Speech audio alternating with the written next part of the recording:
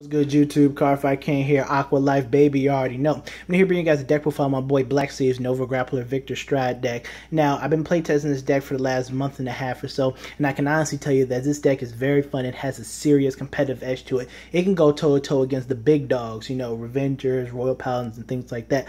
But I also like it because it has a lot of similarities to Aqua Force in that you can get multiple attacks, high level of pressure and aggression, but it also carries this very technical aspect about the deck, and that you, again, like Aqua Force, you got to mind your rear guards. You know, you sit there, throw out your White Hanks and your Sazandas, you overcommit and mistime it, then you can get punished the following turn, especially my meta, which is heavy on field disruption. Also, this deck does hit harder than Aqua Force, but costs more because of, you know, how heavy the counterblast usage is. And so this deck does require effective counterblast management. And, you know, effective counterblast management is so key in executing this deck's in-game strategy.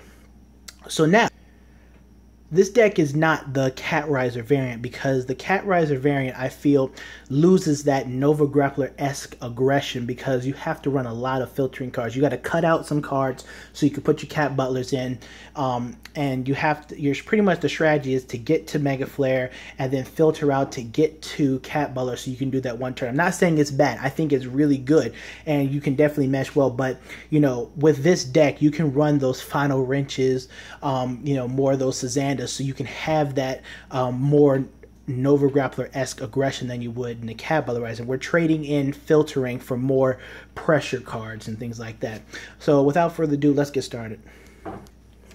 Alright guys, so for starters, we're running Rumble. He's the Generation Break right horn clone.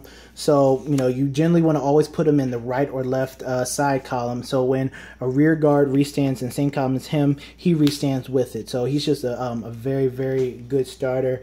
You know, that card is always going to be boosted by 5k because of him.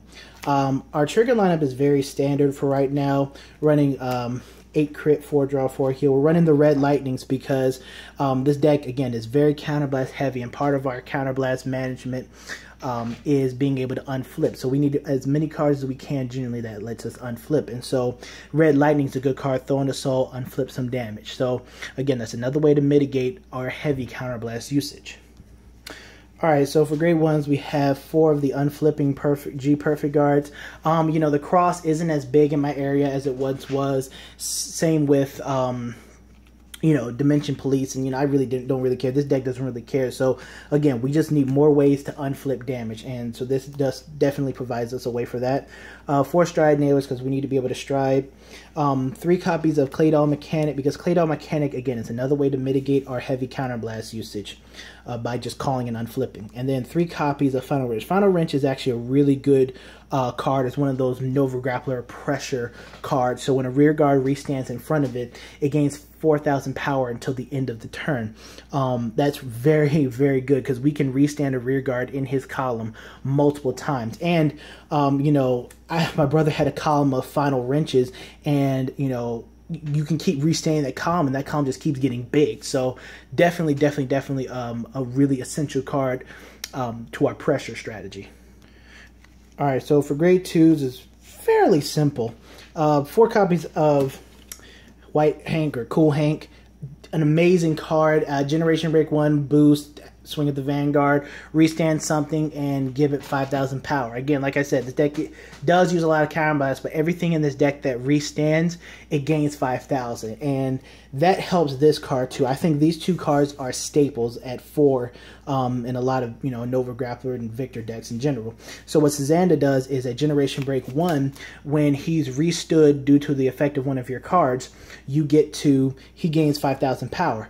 And since everything like White Hank, Victor, and things like that restand and give it 5,000 power, essentially he's gaining 10,000 power, and he keeps that effect until the end of the turn. So you can keep stacking on him with every restand. He's gaining like 10,000 power, and him in front of Final Wrench, that's 14,000 power each and every restand. So he's a really powerful pressure card in the deck. And we run 3 of the 10k vanillas. Now, the reason why I run the 10k vanillas is because this is more or less a tech slot. This is a slot where it's like, you know, you can run the Starlight Hedgehog, you can run the Humpty Dumpty. You know, there's a lot of options that you can run in his place, but right now we're just running him because we feel like we have a pretty good handle on counterblast management, so we don't need to, run the Humpty Dumpty. But also because, I do play Aqua Force, it's one thing to, help stop the tidal assault rush. It, helps mitigate your opponent, just throwing out their hand and rushing, because you can just use a 10k shield for a no pass in a lot of situations. So this is definitely a pretty solid card. But again, though, those 3 slots are definitely open to what you as a player feel, should go in that slot. But I do think that the 4 Suzanas and 4 white Cool Hank, are staple. Alright guys, and for grade 3s, we actually have a blast from the past. 4 Beast Deity Azure Dragons. Now the reason why we're in Azure Dragons is because he's not restricted by anything. He's one of those old Season 1 type cards where it's like, okay, what his effect is if he hits an opponent's Vanguard, you can Persona Blast and you can stand 2 of your Nova Grappler Riggers. Kind of like how the end you Persona Blast and you restand him. He doesn't cost any counter blast. He's free. And, I just feel as if he is the better backup than a lot of the other backups, because your opponent, doesn't want to deal with restanding Vanguards, restanding rear guards and things like that, early on in the game, especially if they've, pressured you or if you're sitting there going to pressure them. So I think he's definitely a really solid backup option. And then we run 4 copies of Victor. Victor is just an amazing card. His GB2 skill is when you attack your opponent's Vanguard, you get to give him 5k, choose a rear guard, restand it, and that gains 5k. So it's a free restand for 5k. That is a 19, it's pretty much you're restanding Sazanda and he'll be at 19k, for free. It's just a really good card. Also, his stride ability is the same thing, except it costs a counterblast. So he definitely has one of the best, if not the best, Generation Break 2 ability in the game right now. But I really enjoy this card. He's very good. Creates a lot of pressure on your opponent as well. All right, on to Stride. All right, guys, so Stride is very simple. We run 1 copy of Meteor Kaiser Tribute. We run him because when we're in those situations where my opponent has like Judge Bow or certain starters that, we really need to get rid of because they're, being an annoyance, or I know is going to be trouble down the road.